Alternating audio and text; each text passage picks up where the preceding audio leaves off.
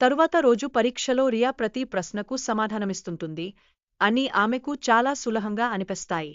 రియా పరీక్షలో అగ్రస్థానం సాధిస్తుంది. రియా, నువ్వు టాపర్ అయ్యావే. నువ్వు ఎంత గట్టిగా చదివావు? సమయం సరైనప్పుడు ఏదైనా సాధ్యమే. రియా గడియారాన్ని సరదాగా మరియు స్వార్థపూరితంగా వాడటం ప్రారంభిస్తుంది. ఆమె చాలాసార్లు గడియారాన్ని తిరగేస్తోంది, అదనంగా ఉన్న సమయాన్ని సరదాగా గడిపేందుకు వాడుతోంది.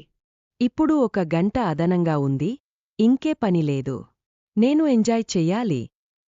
పదే పదే గడియారం వాడటం వలన వింతలు జరుగుతున్నాయి. వస్తువులు సడెన్గా కదులడం, అర్థంలేని వింత సంఘటనలు జరగడం ప్రారంభమవుతుంది. రియా దీనికి దారితీసింది అని అర్థం చేసుకుంటుంది.